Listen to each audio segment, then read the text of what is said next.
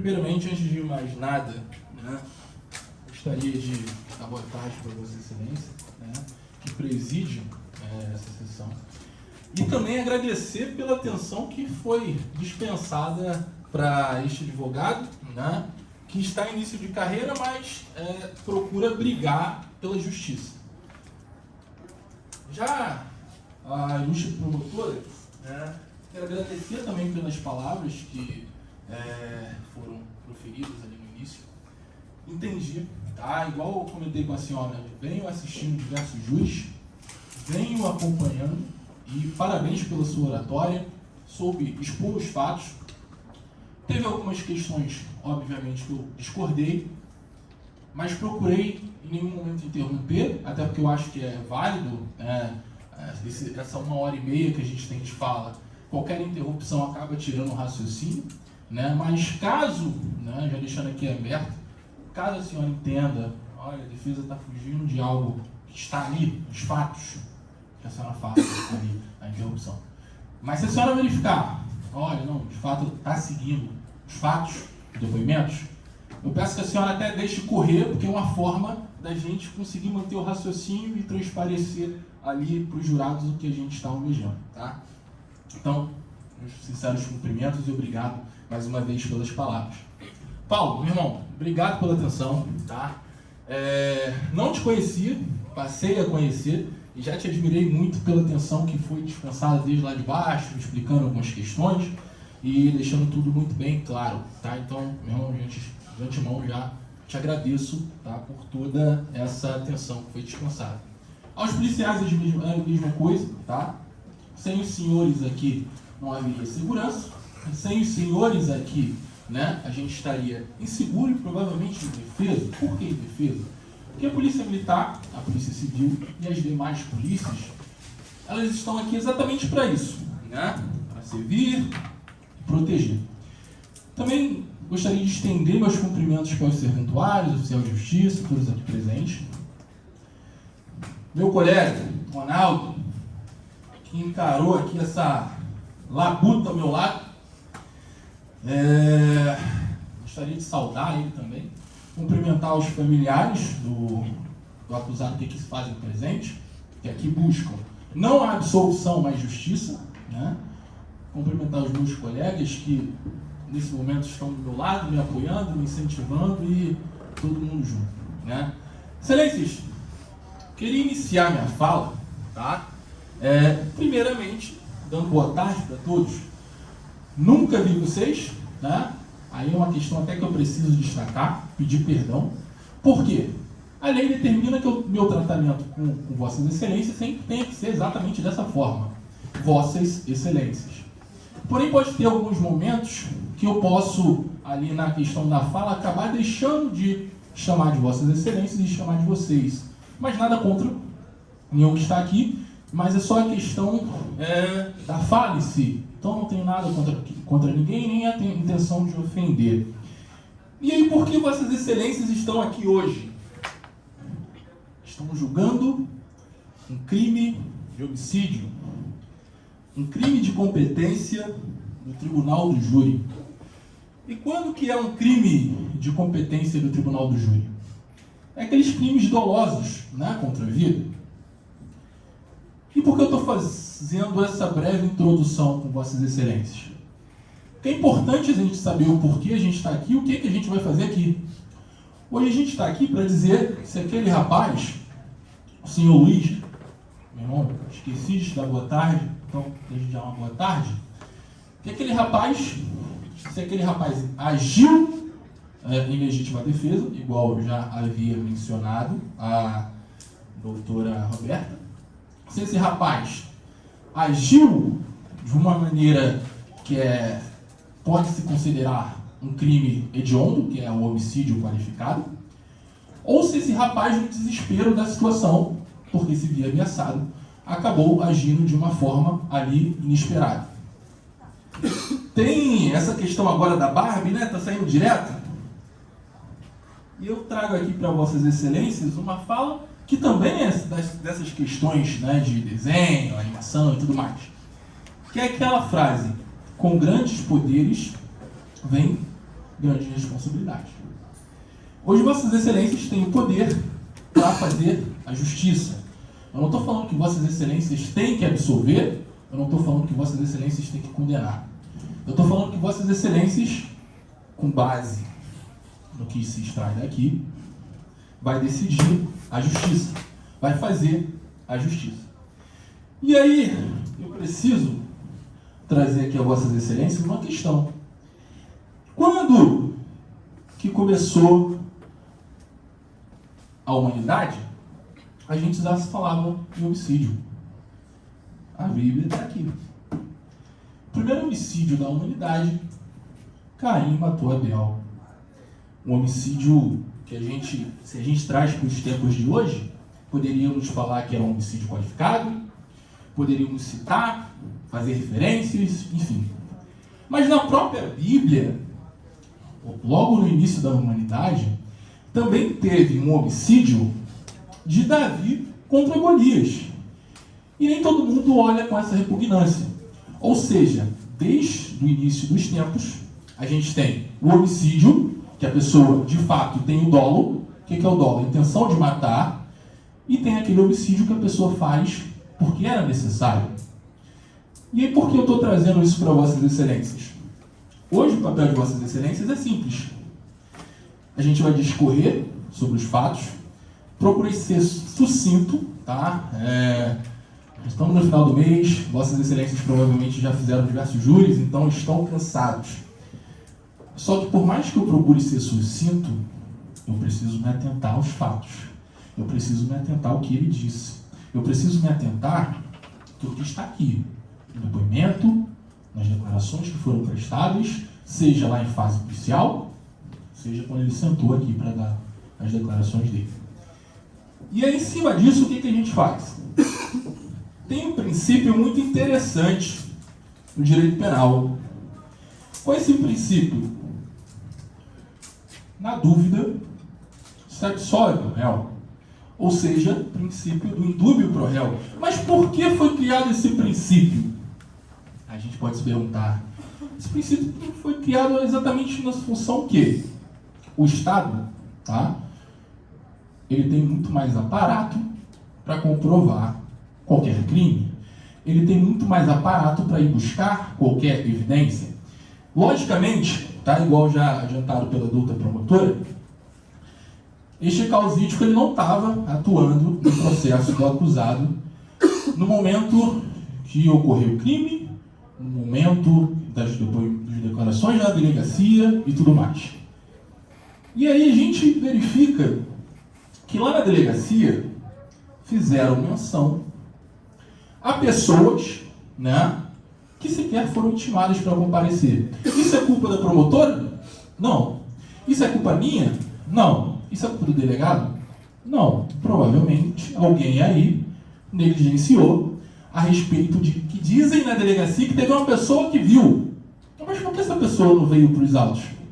Mas sigamos, né? Então, eu vou me atentar a Vossas Excelências exatamente a tudo que está nos fatos, tudo que está no processo.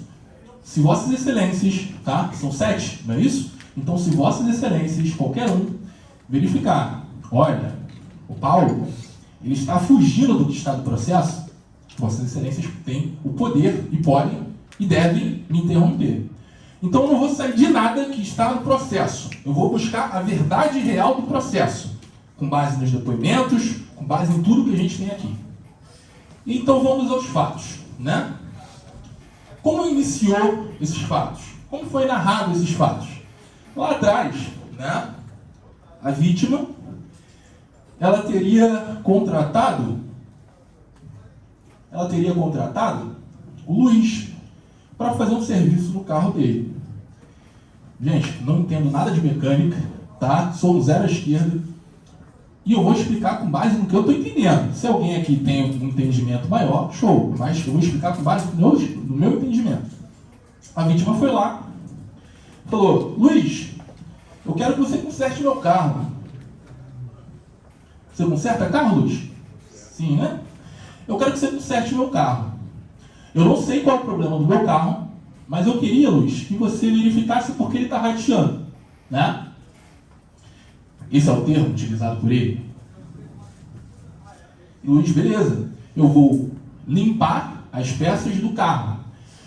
Como é que a gente limpa a peça de um carro?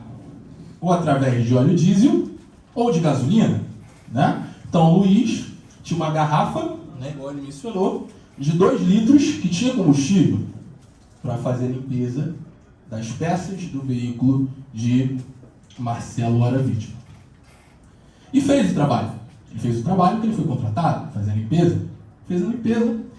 E o carro ainda continuou rateando, utilizando o termo utilizado aqui por ele. Nesse rateio que o carro estava fazendo, o Luiz mencionou: olha, o meu trabalho eu fiz. Eu te cobrei R$60 para você fazer o quê? Te cobrei R$60 para fazer a limpeza dos bicos do carro. Ele fez. E o carro continuou rateando. E aí a minha primeira pergunta é o seguinte: eu nunca tive um carro zero. Mas creio eu que quando a gente tira um carro zero, que a gente vai na concessionária, pode chegar lá na concessionária, eles fizerem ali, realizarem a manutenção, e esse carro ainda sai com problema. Até porque somos humanos. É óbvio que qualquer pessoa pode errar, uma análise técnica, qualquer coisa do tipo. Mas enfim, Marcelo não ficou satisfeito. E aí começou esse imbróglio entre Luiz e Marcelo. Em nenhum momento, tá? Gente, em nenhum momento a defesa vai vir aqui para falar que Marcelo é culpado. A defesa vai vir aqui para falar que Marcelo foi a única pessoa responsável por isso. De maneira nenhuma. A defesa vai vir trazer com base nos fatos, tá? Tanto que inclusive, eu conversei com a promotora em relação a isso. Se ela me vê que eu estou fazendo alguma coisa fora dos fatos, ela fazia uma parte, ou seja, ela me interromper. Então, Luiz, né, terminou o serviço e Marcelo queria que ele fizesse outras coisas no carro.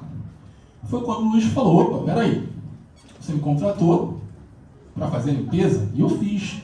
Se você quiser outra coisa, você tem que pagar. É o justo da vida. Eu não posso chegar e pegar alguma coisa sua, do seu óculos, e falar que é meu. Se eu quiser, eu tenho que comprar, tenho que perguntar se você me empresta.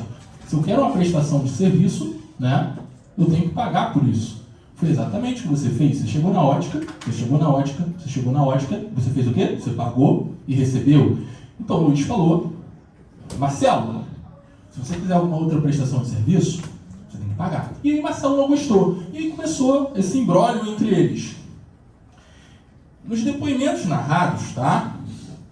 Nos depoimentos narrados, a esposa da vítima, a senhora Carla, ela menciona que Marcelo, costumeiramente, ele, durante ali, no momento que ele chegava do trabalho, ele iria tomar ali 2 copos de vinho e iria para a residência dele dormir, para que no outro dia fosse trabalhar novamente. Só que tem uma questão interessante. Marcelo, conforme os depoimentos, ele já estava ameaçando Luiz. Já havia ameaças, inclusive tem depoimentos nesse sentido.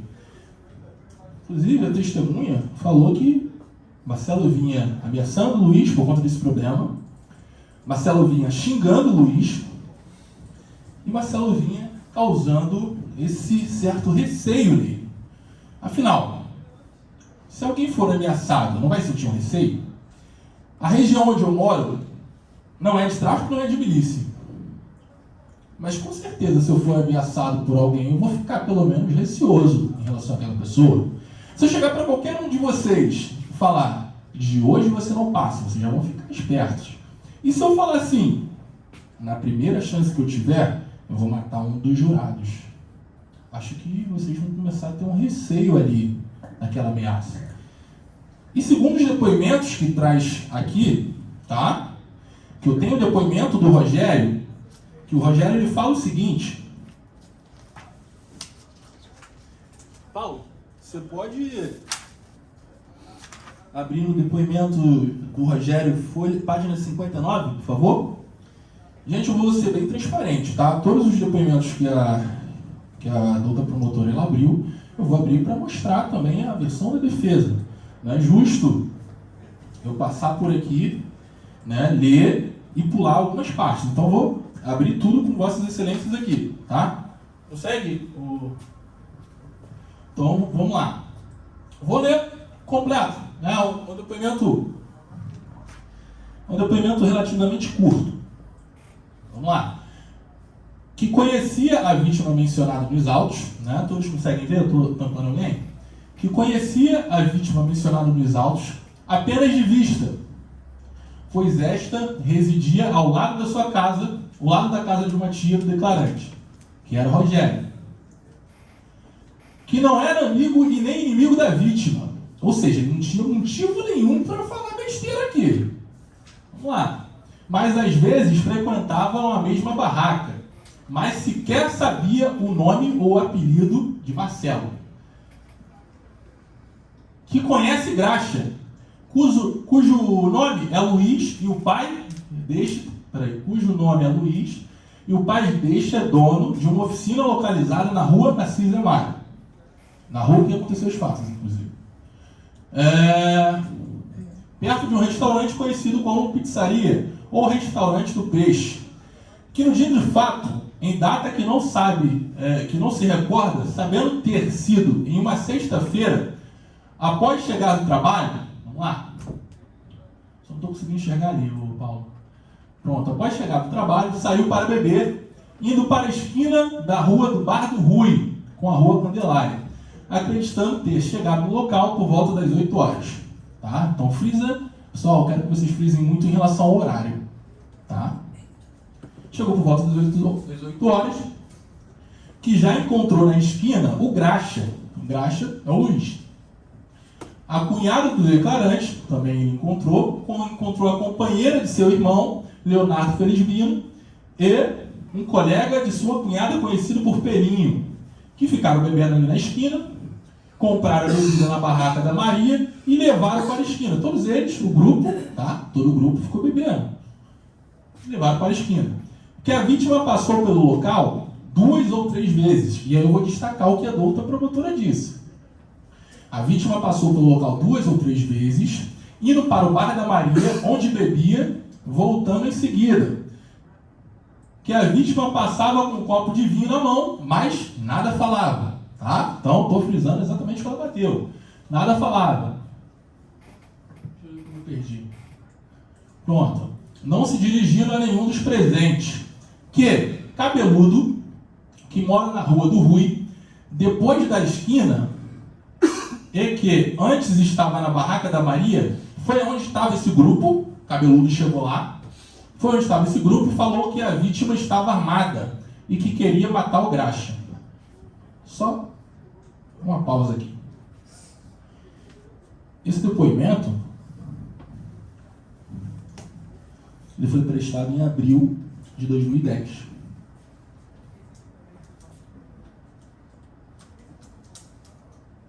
Conforme narrado pela testemunha Rogério, ele não tinha amizade e nem inimizade com Marcelo.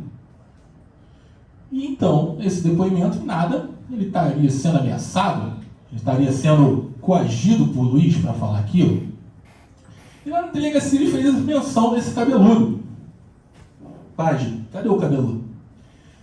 Não criticando, mais uma vez, não criticando a promotora, o Ministério Público, e tampouco a delegacia.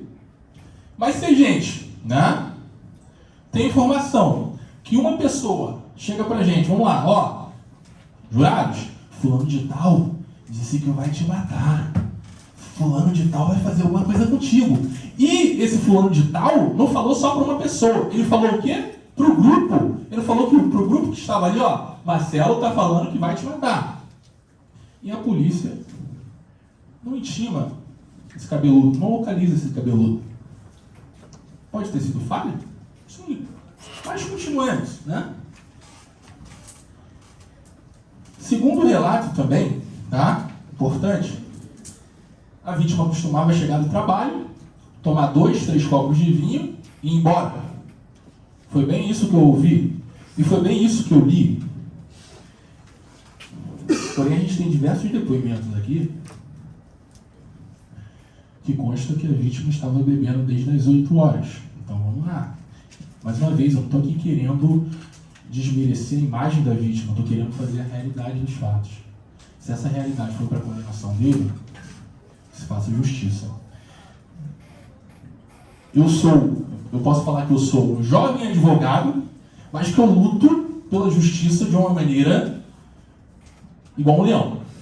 Por que igual um leão? Porque o papel do Ministério Público é o quê? O próprio nome diz, promotor de justiça, é promover a justiça. Estou criticando a doutora Roberta de maneira nenhuma. Na visão dela, como promotora, ela acha que foi um crime de homicídio qualificado. Só que a gente tem que abrir ouvidos para a defesa. Então vamos lá. O depoimento das pessoas que foram ouvidas lá atrás, como a doutora bem disse, foram em torno de 15 pessoas, frase utilizada por ela, tá? Vamos lá.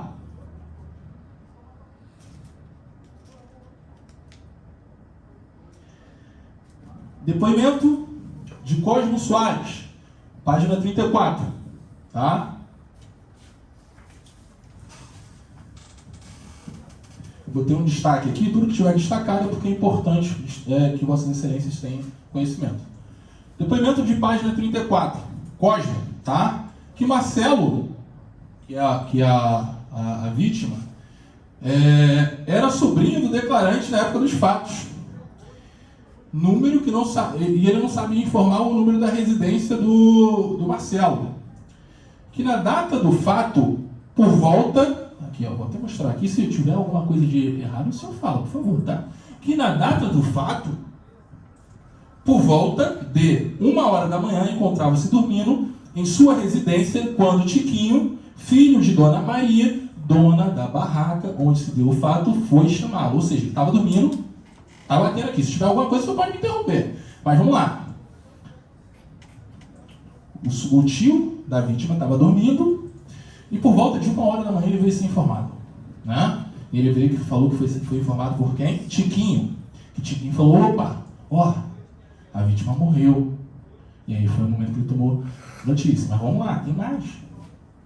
Toma liberdade aqui. Depoimento de Wellington, amigo da vítima. Eu estou trazendo isso, mais uma vez, volto a frisar, para buscar a verdade real do processo. A gente sempre tem a verdade real e a verdade processual, tá? Na verdade real, a gente vai buscar tudo que está aqui, tudo que foi dito. A testemunha Francis Cleide, ela foi arrolada tanto pelo Ministério Público quanto pela defesa. O Ministério Público desistiu, a defesa continuou. E ela passou a ser testemunha de defesa. E por que eu estou falando isso? Porque se ela fosse só testemunha defensiva, daria até para colocar uma pulga atrás da orelha.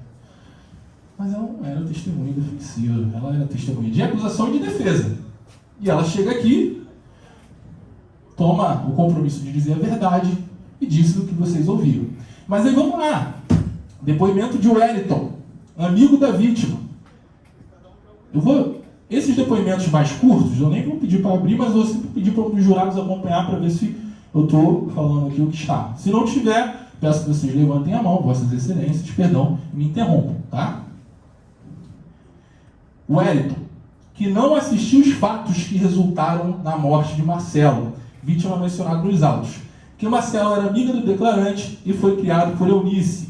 Tinha a madrinha, ou seja, ele era amigo, Marcelo era amigo do declarante aqui. Que a vítima, quando do ocorrido, estava residindo na localidade onde se deu o fato, não sabendo informar o endereço. Que soube da morte de Marcelo através da sua tia Eunice, o qual ligou para o declarante, lhe dando a notícia e pedindo ajuda para vir ao local. Que foi até o local do fato em companhia de Josete, mãe biológica da vítima, lhe prestando ajuda para a liberação do corpo do ML. Vamos aqui, ó. Agora a senhora, tá? Que ouviu de um irmão da vítima, que também não surgiu. Cadê o irmão da vítima? Não tem.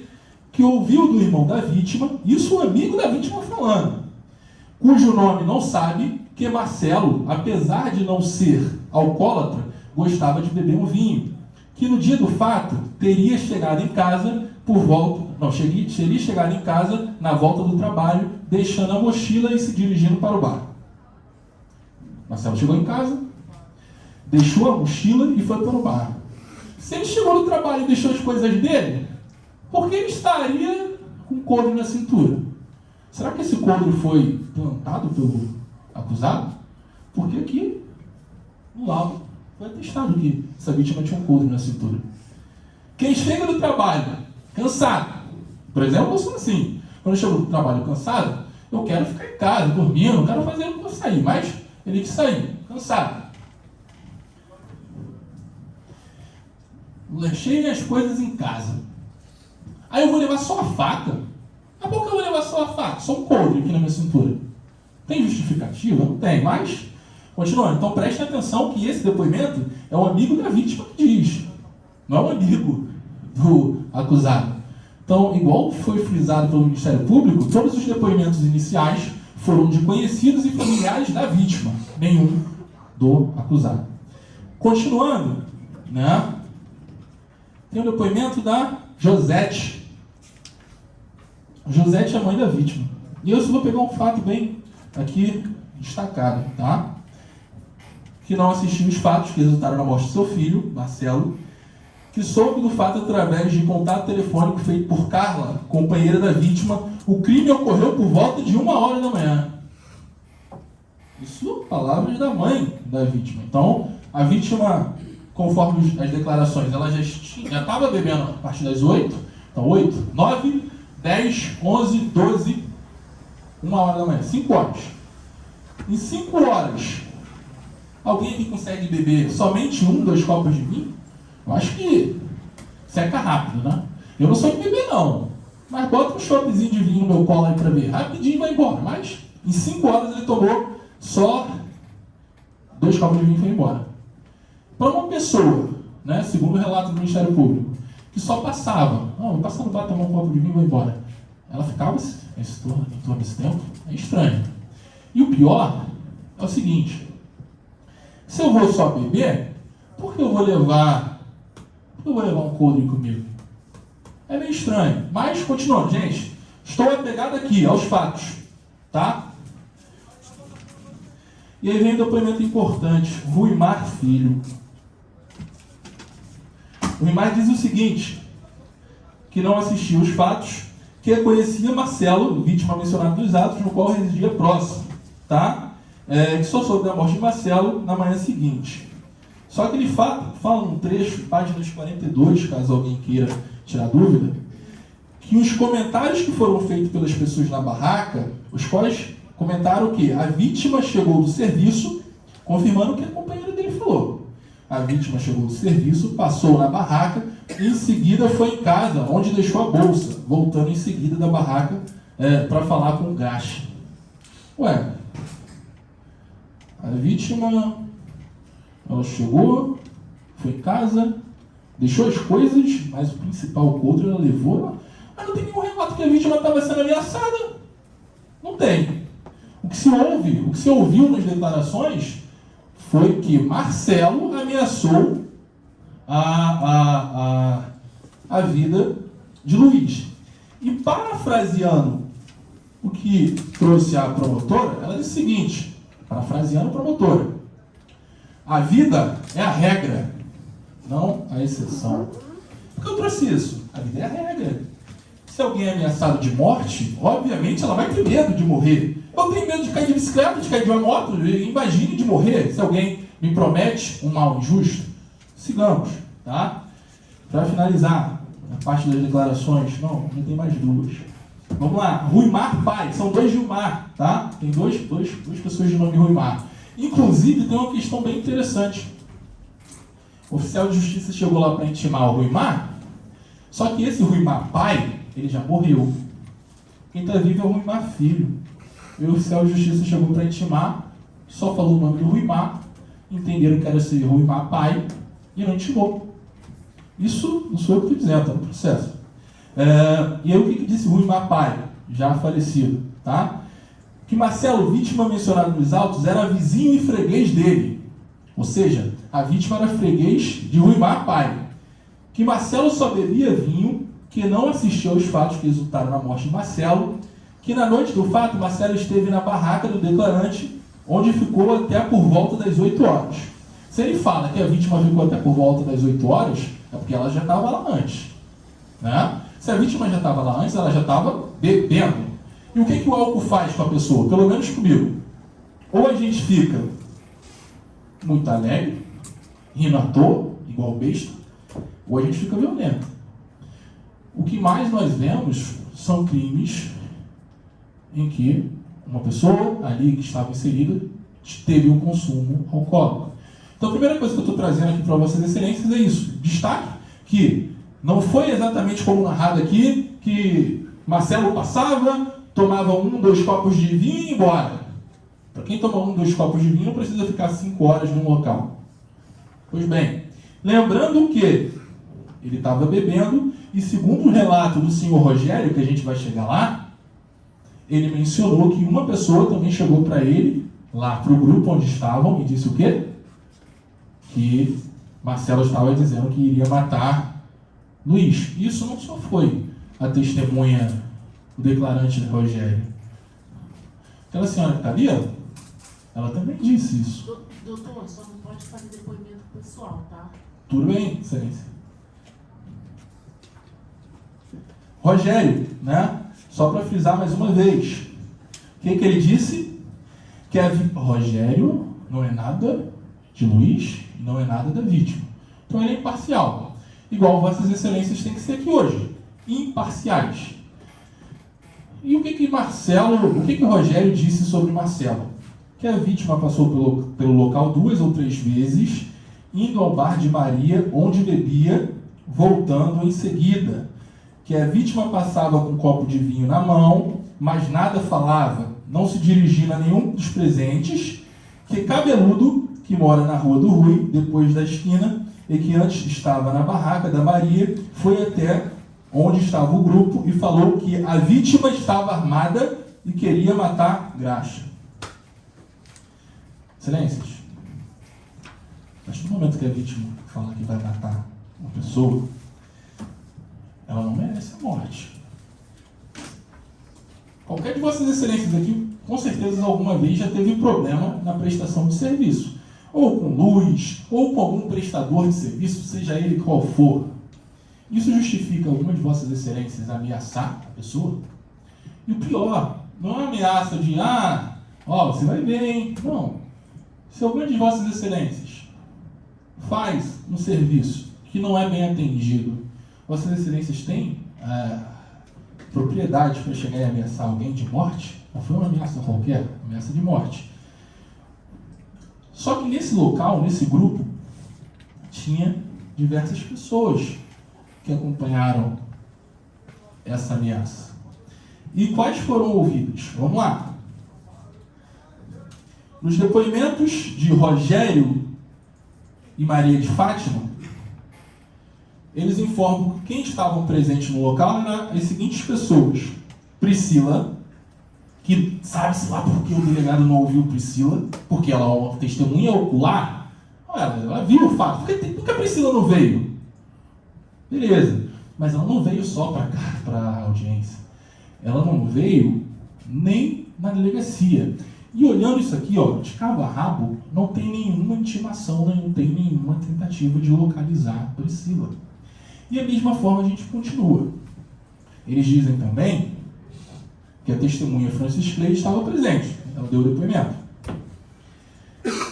Eles dizem também que uma senhora chamada... Vamos lá. Deixa eu localizar aqui. Uma senhora chamada Cleide, está até aqui no depoimento. Depoimento de Maria de Fátima. Cleide Francisca de Lima também estava presente. E também não foi intimada. Excelências, eu admiro muito o trabalho do Ministério Público.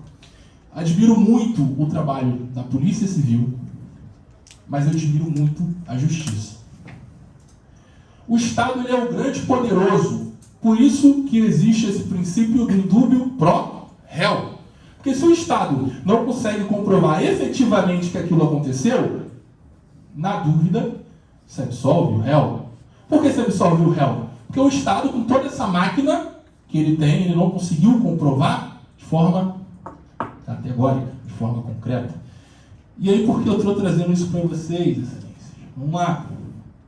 A partir do momento que o Ministério Público, né, ele narrou que o crime foi cometido mediante homicídio qualificado, por motivo fútil e emprego que dificultou a resistência a reação da vítima e surpresa. Doutor Ronaldo, por favor. Vem aqui, por favor. Segundo relato, né? Segundo relato da Maria de Fátima, vou mostrar para vocês novamente o depoimento, mas segundo o relato da Maria de Fátima, como é que foi a situação? Marcelo estava com a mão para as costas, né? Isso, inclusive, foi corroborado aqui. O acusado falou, Marcelo estava assim. E segundo o depoimento da Maria... Mas a Maria de Fátima não fala que ele estava assim, não. Tá.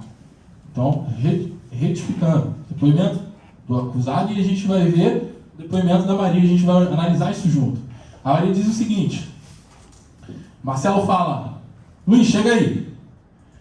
Segundo o depoimento do Luiz, ele estava com a faca para as costas.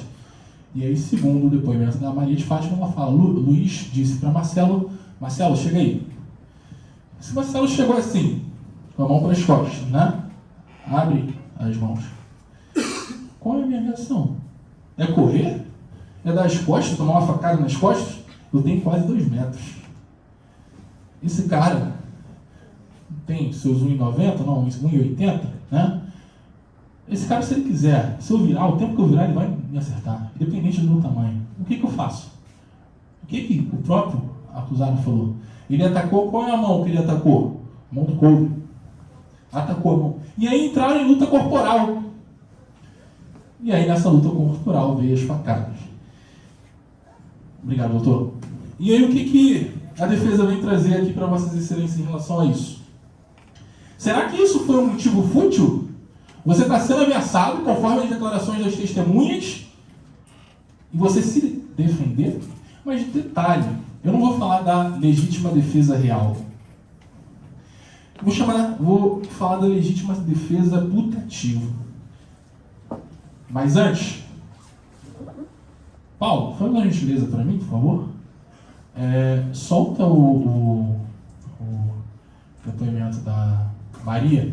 A gente vai analisar o depoimento, não sendo fastidioso o ouvido de vossas excelências, mas a gente vai analisar o depoimento dela. E aí, vossas excelências vão dizer.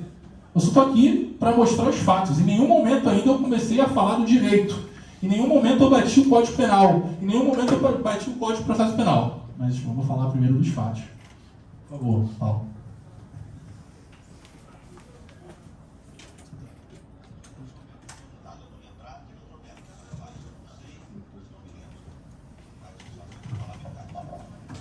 Assistindo. Boa tarde, dona Maria. A senhora presenciou esse fato, não é isso? Conta pra gente o que a senhora presenciou. Estava eu, meu irmão. Qual o nome da irmã da senhora? Priscila. Francis. Falecida Grace.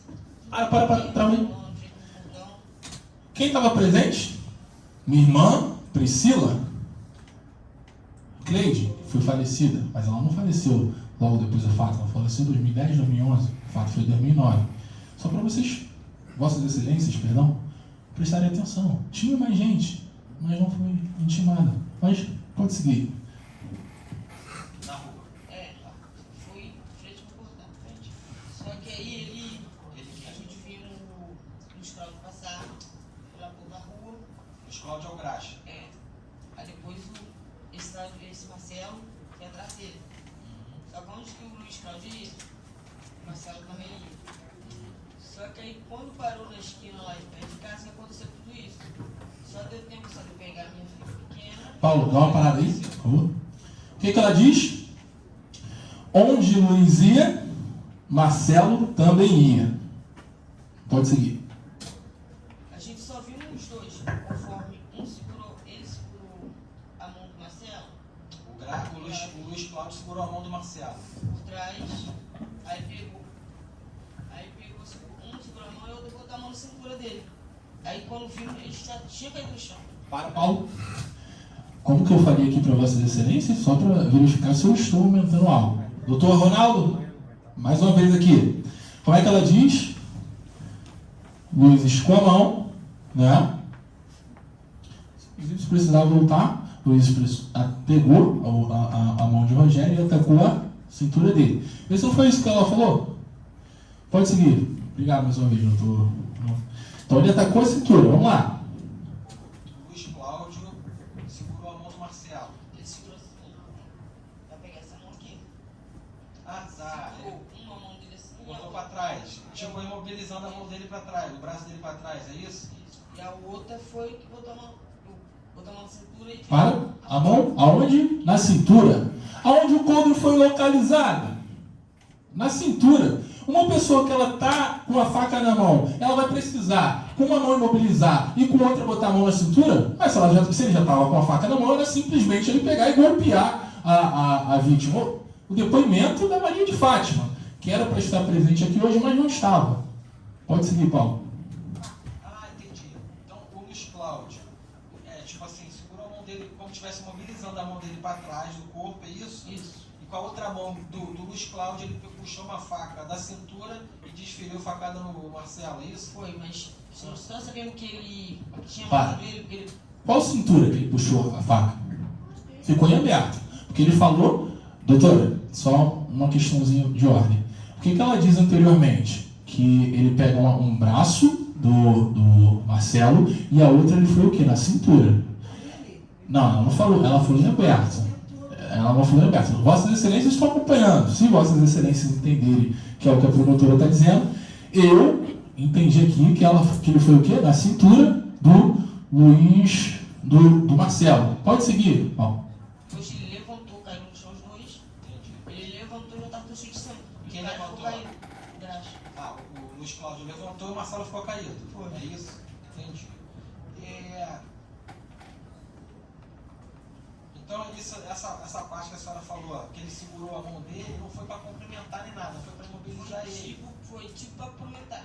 Ah, foi para Segurou cumprimentar. a mão, a gente Ah, puxou a mão entendi. pra trás. Ele foi como se fosse cumprimentar o Marcelo, quando apertou a mão dele, acabou imobilizando ele com o braço para trás, é isso? Isso mesmo. Ah, entendi. E a senhora viu se eles, no momento que eles se encontraram aí, nesse momento que eles se encontraram, eles estavam conversando alguma coisa, estavam discutindo alguma coisa? Aí eu não sei dizer. Entendi. Que é onde que o Luiz Cláudio ia, ele estava indo atrás, seguindo. Tá, mas ele seguia, mas a senhora percebeu se tinha discussão entre eles, alguma desentendimento entre eles? Não. Não tinha nada. Tinha nada. Onde um ia, outro ia atrás, mas não tinha discussão, não tinha nada. Só um minutinho, Paulo. Onde um ia, o outro ia atrás. Ela mencionou, mais uma vez, se eu vou dar um golpe numa pessoa, eu preciso fazer isso? Não é mais fácil se eu já estou com a faca na mão?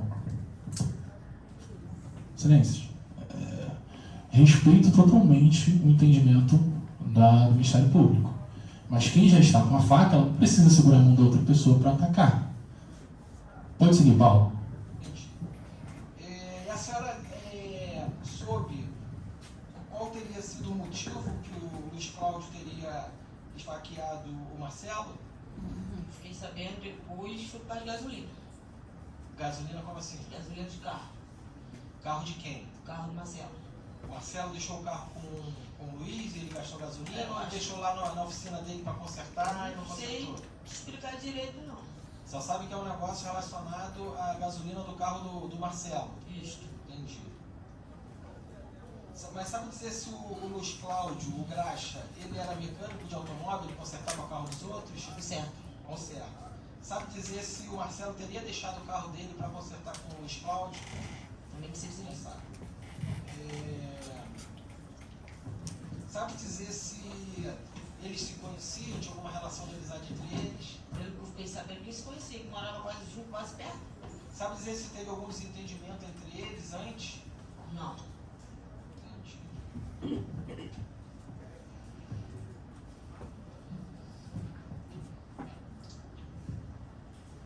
O Marcelo acabou falecendo no local ou foi socorrido? Foi no local. Foi no local. E a faca que o Luiz Cláudio usou, ficou no local ou ele levou com ela? Com ele? Eu não sei, porque depois que aconteceu que a gente filmou no registro de sangue, Só deu tempo só de pegar minha filha, que tinha 3 anos, e levar ela pra dentro e correr com ela. Entendi.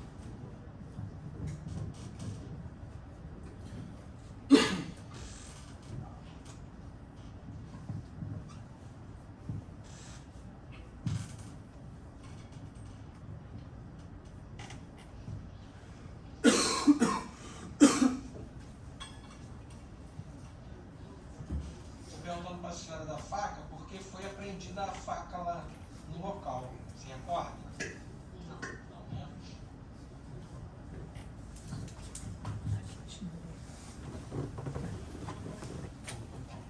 Tá bom, dona Maria de Fora. Então, você acha que tem mais pergunta não? Muito obrigado, tá? Só um minutinho para ver se a doutora tem perguntas. Só Boa tarde, dona Maria de Fátima. Boa tarde.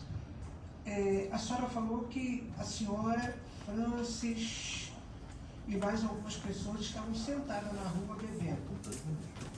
E falou também que de repente o Luiz Cláudio Graxa chegou. Ele chegou em companhia de alguém ou chegou sozinho?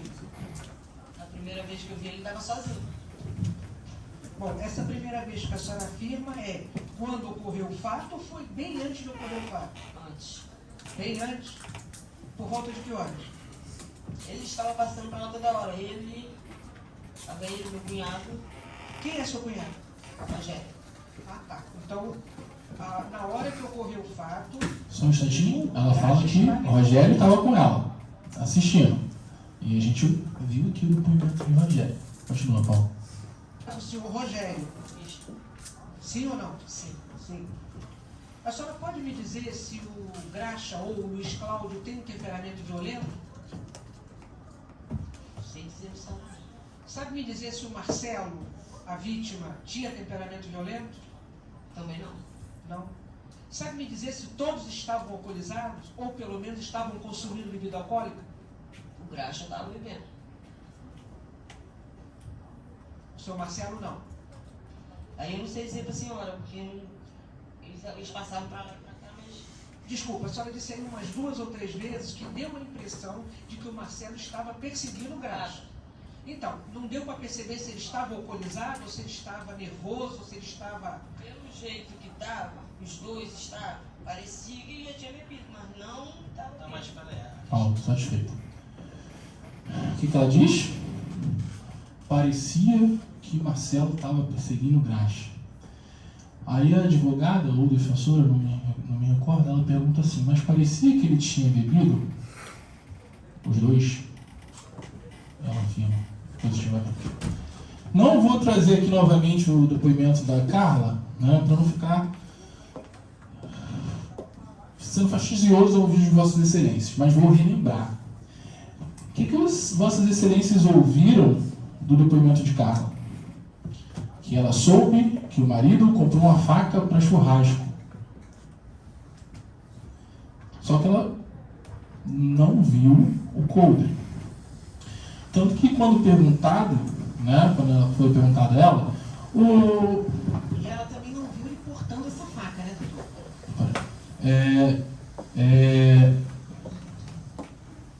Quando a Carla é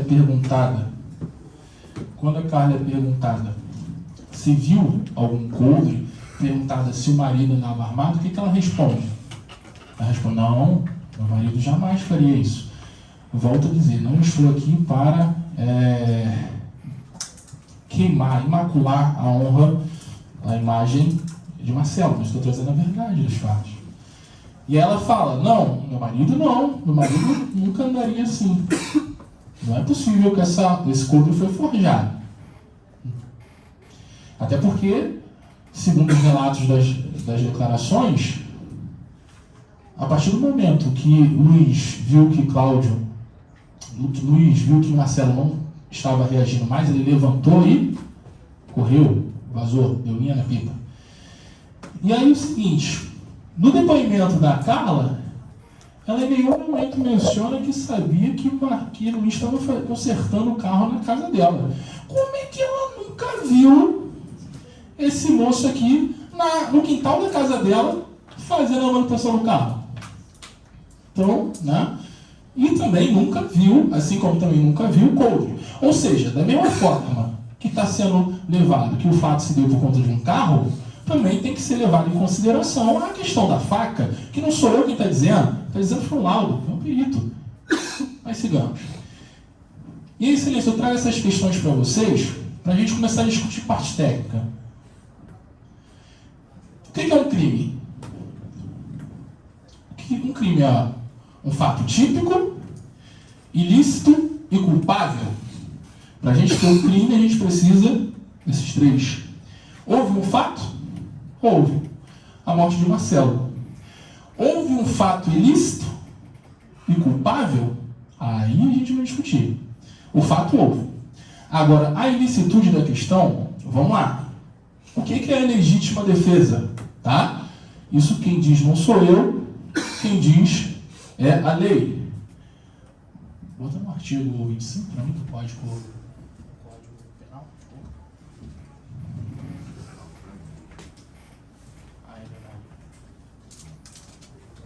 Vou abrir com vossas excelências aqui o artigo 25, que trata da legítima defesa, que já adianta que ali trata sobre a legítima defesa real. A gente tem uma outra legítima defesa aí, vamos lá. Estado de necessidade, legítima defesa. Entende-se em legítima defesa quem, usando moderadamente dos meios necessários, repele injusta agressão atual ou iminente, o direito seu ou de outro. Ou seja, não está em legítima defesa só quem já sofreu um ataque. Está em legítima defesa quem está prestes a sofrer um ataque. Mas não é essa legítima defesa que eu quero falar com vossa excelência, não. Poderia, porque ele estava sendo ameaçado de morte, conforme os depoimentos daqui.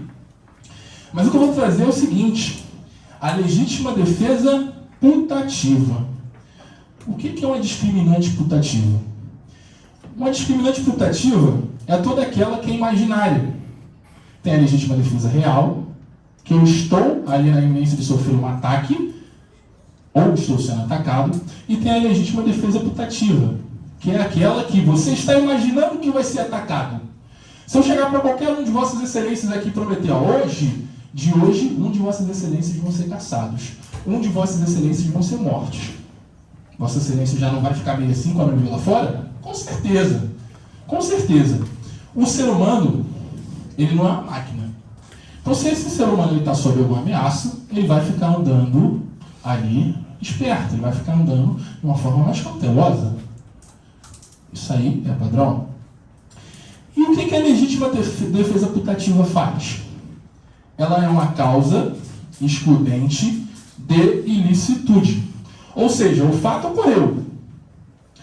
Mas o Código Penal ele fala o seguinte: eu não vou punir esse cara, porque esse cara ele estava ali na legítima defesa putativa. Ou seja, esse cara estava na iminência de ser atacado e ele achou que poderia ser atacado, porque segundo relatos da própria testemunha que esteve aqui presente e das testemunhas que foram ouvidas no inquérito policial, foi que Marcelo falou que para Luiz que ia matar ele. Então ele já estava preparado. E aí o que essa legítima defesa putativa ela faz? Ela exclui a ilicitude. Excluindo a ilicitude, esse fato ele não pode ser condenado por isso. Sou eu quem diz? Não. Legítima defesa. 23, Paulo, por favor. O que está ali no artigo 23? Não há crime quando o agente pratica o fato em estado de necessidade, que não é o nosso caso, ou legítima defesa. Estaria Luiz em legítima defesa? Uma pessoa que foi ameaçada de morte está em legítima defesa? Uma pessoa que está na iminência de ser atacada, está pensando que pode ser atacado? Qualquer um de vossas excelências, se for ameaçado, opa, peraí, eu tenho que ficar esperto. Ainda mais a vítima andando com couro na cintura, ou seja, uma faca na cintura. Beleza. E aí a pergunta que eu faço para vossas excelências é a seguinte: se vossas excelências estivessem na posição de Luiz, no dia do fato, vossas excelências sendo ameaçados de morte, e dão de frente com a vítima, sendo que a vítima já estava seguindo ele a todo canto que ele ia, vossas excelências não teriam a mesma atitude de se defender? De tentar proteger a sua vida, porque, mais uma vez, parafraseando a promotora, a vida é a regra, não a exceção. Se a vida é a regra, não a exceção, eu estou na iminência de sofrer um ataque, eu vou dar um jeito para defender minha vida. Mas se vossas excelências ainda não entenderem que era causa de excludente de ilicitude, que ele não estava, que ele estava até em legítima defesa, mas 3 facadas, será que é legítima defesa? Aí que está. O excesso, ele é punido. Então, se eu sou vítima, tá? Estou sendo vítima de ameaça, vou lá e reajo a uma injusta agressão moderadamente, ou uma justa agressão que eu estou imaginando que está para acontecer, eu me defendo, eu ataco para não morrer primeiro. Só que nesse meu ataque eu tenho que ser moderado. Eu não posso passar. E aí, se eu ultrapassar, eu posso responder de 3 formas. Eu posso responder dolosamente pelo crime, porque eu ultrapassei ali a moderação. Eu posso responder culposamente. E eu posso responder pelo excesso exculpante. O que é o excesso exculpante? Quando você ali, doutor Ronaldo, está na briga, está no embate, e você profere 3 facadas, e você fala, pô, mas foi excesso. Mas esse excesso era por conta de um medo? Esse excesso era por conta de um desespero, a luta pela vida? E aí, uma questão interessante, que eu tenho que trazer a fala do promotor de justiça, inclusive. Pega ele, por favor. A fala de um promotor de justiça, né? Inclusive secretário, ex-secretário de segurança, se não me engano, de Minas Gerais, Rogério Greco. Não sei se alguém já ouviu falar, mas o promotor. Vamos lá. O que é que diz aí? O pavor da situação em que se encontra o envolvido, o agente, é tão grande que não lhe permite avaliá-la com perfeição, fazendo com que atue além do necessário para fazer cessar a agressão. Essa perturbação mental o leva, em alguns casos, a afastar a culpabilidade. Dissemos em alguns casos porque, como regra, uma situação de agressão que justifique a defesa nos traz uma perturbação de espírito natural para aquela situação. O homem, como criatura de Deus, tem sentimentos. Se esses sentimentos avaliados no caso concreto forem exacerbados a ponto de não permitirem um raciocínio sobre a situação em que estava envolvido o agente, pode conduzir à exclusão da culpabilidade, sob a alegação de excesso exculpante. Assim nos ensina Rogério Greco, promotor e atual procurador do Estado de Minas Gerais. Excelência, excesso exculpante. Ou seja, lá nos quesitos, quando for perguntado, houve o crime? Houve a materialidade? O que é a materialidade? A morte. Isso aí, tanto defesa quanto acusação, de fato houve. Teve alguém que foi responsável por causar essa morte? Teve. Agora, vossas excelências absolvem o réu? É uma cláusula. A gente tem uma questão que exclui a ilicitude, que é a legítima defesa putativa, mas se vossas excelências entenderem, opa, mas ele ultrapassou um pouquinho. Olha aqui o medo. Uma pessoa que está numa luta corporal com alguém que está com a faca, ela vai ficar o quê? Ela vai ficar desesperada? Eu nunca passei, graças a Deus, eu nunca passei por nenhuma questão de assalto, nem nada, mas é uma coisa que eu tenho muito medo. Minha esposa ela é da Paraíba, ela nunca viu isso.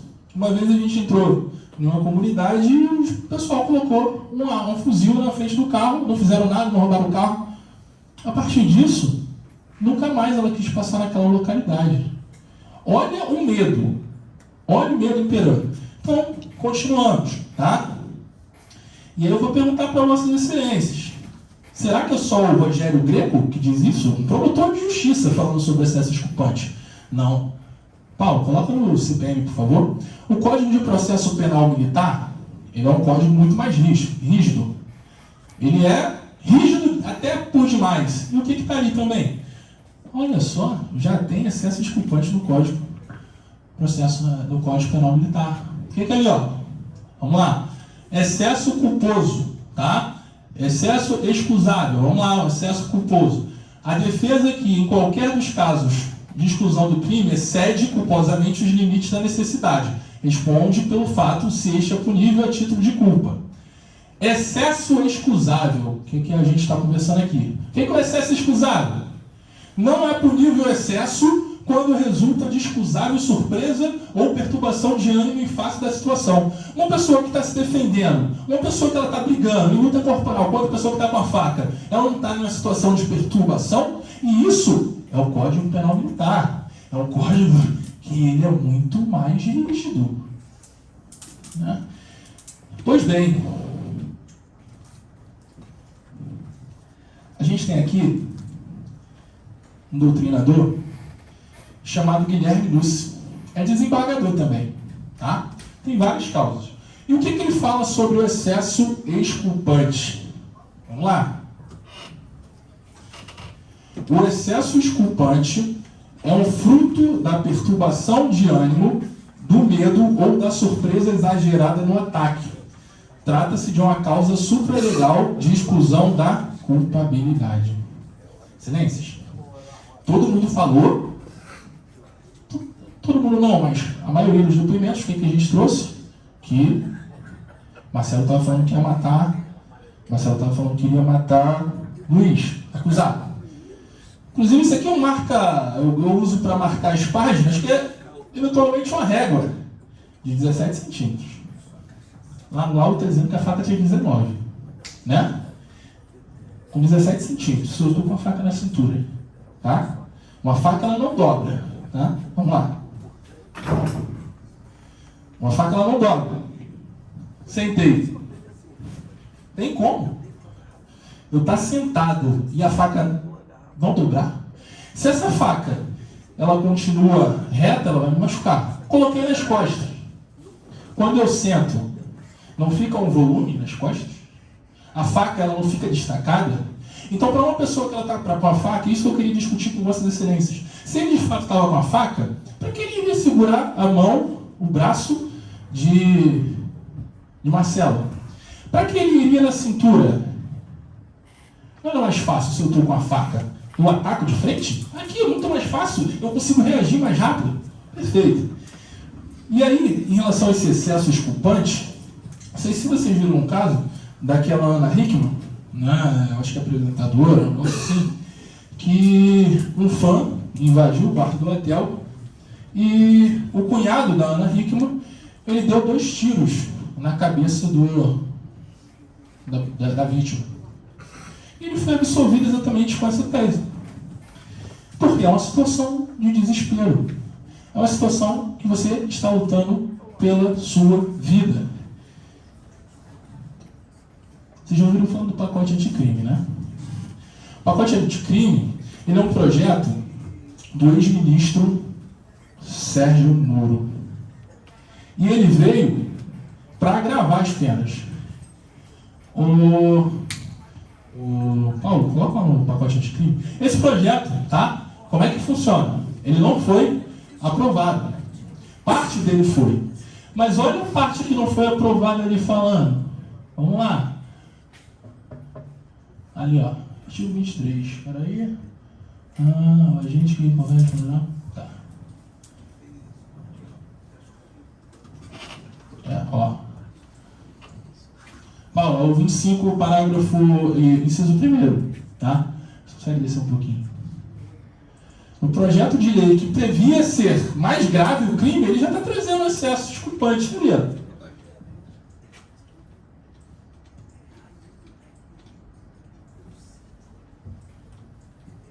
Se eu não conseguir abrir aí, eu tento pegar no celular.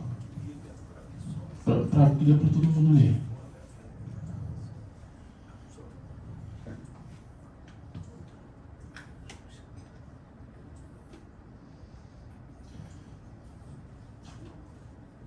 Observados os requisitos do caput. O que é o caput? É ali em cima, artigo 25. Inciso 1º, aquele ali de baixo, ó. O agente de segurança pública que, em conflito armado ou em risco iminente de conflito armado, preveni, eu preveni, eu não estou sendo atacado, eu preveni uma injusta e iminente agressão a direito meu ou de outro. Vamos lá. Não dá para pegar o resto, né? Tá, então vamos lá. O que a gente vê aqui? O próprio projeto que veio para agravar, ele já está falando do excesso esculpante. Ou seja, exclui a culpabilidade. Por que exclui a culpabilidade? Porque qualquer de vossas excelências, eu peço que vossas excelências se coloquem nessa situação. Se numa situação de risco, uma briga corporal, uma luta corporal com outra pessoa em busca da faca, vossa excelência conseguiria ter um controle de quantas facadas teria dado. Não foram 10, não foram 15 facadas, foram 3 facadas. E o detalhe, que segundo o relato do Ministério Público, o Luiz já estaria com a faca. Como é que eu estaria com a faca bebendo com o pessoal sentado e a faca aqui? Pensem bem, vossas excelências podem colocar um celular na cintura para fazer o teste depois. Sentem com o celular na cintura e vê se não vai incomodar. Se incomodar, imagine uma faca, que é a ponte aguda de 19 centímetros. Isso aqui, ó, tem 17 centímetros. Se eu estiver mentindo, eu peço que vocês falem. 17 centímetros. Ou seja, a faca era maior que isso aqui. E aí, excelências? Vai ser apresentado quesitos para vossas excelências. Só que antes de chegar no quesito, a gente tem que entender o seguinte. No artigo 121, tá? Parágrafo 1º, fala sobre homicídio privilegiado. O que é homicídio privilegiado? Tá? É quando você sofre uma injusta agressão ou... Vou até abrir com vocês. Paulo, tá com o código penal aberto aí? Consegue botar no 121? Beleza?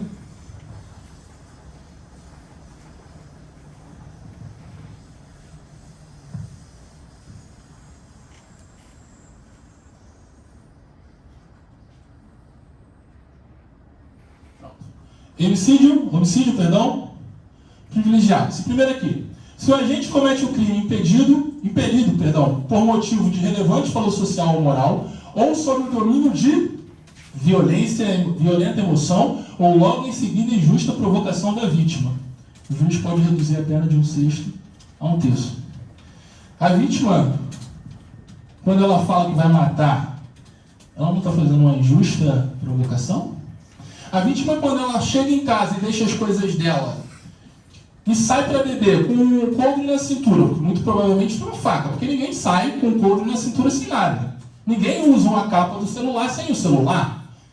A vítima, quando sai para beber com a faca na cintura e ela começa a provocar, falando que vai matar, e ela falou isso para um grupo. Reparem, gente, excelências, isso foi dito pelas testemunhas lá atrás.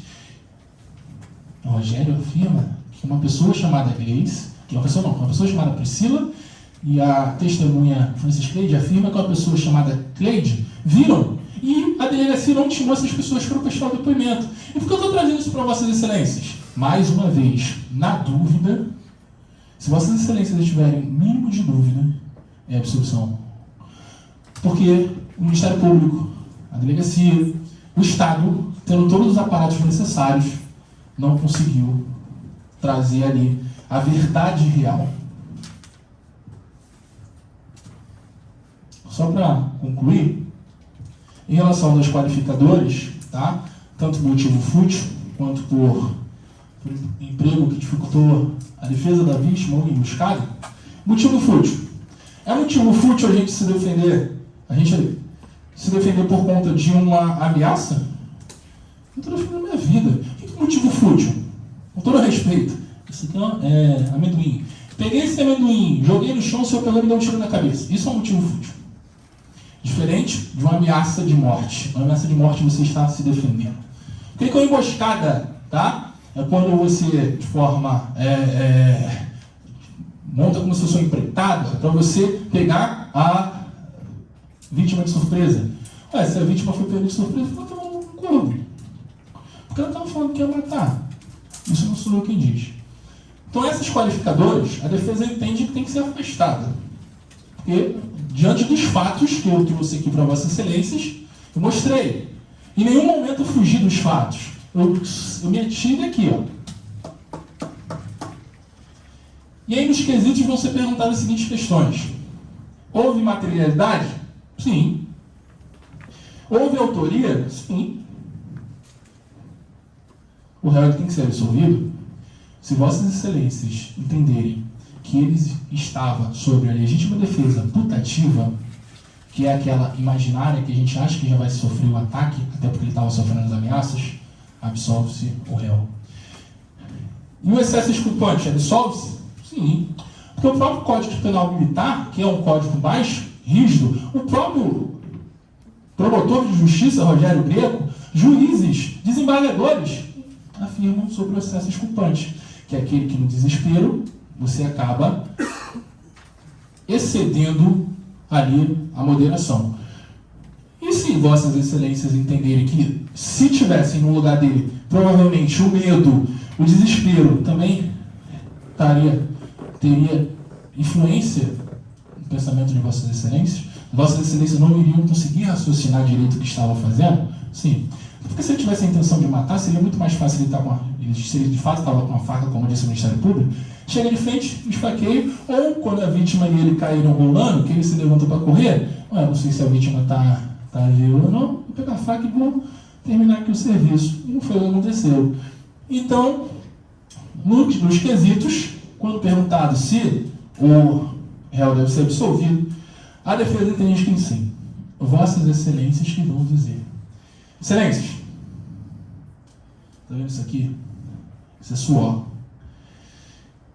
Eu aprendi na faculdade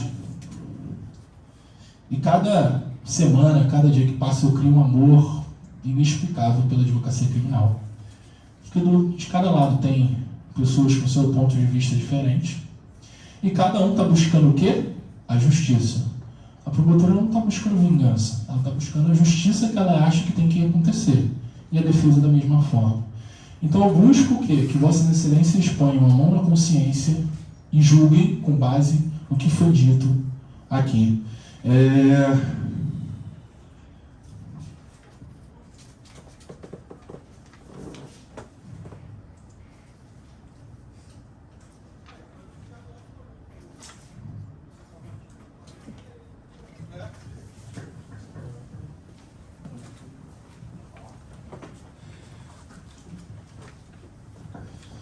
Meu irmão, mostrando os fatos. Agora, quem vai dizer a justiça são aqueles ali.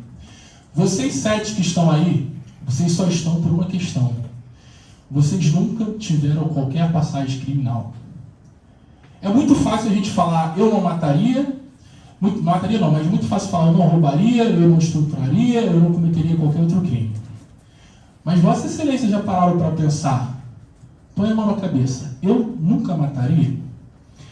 Se alguém encosta a mão na minha esposa, se alguém coloca em risco a vida dela, eu vou lutar igual um leão.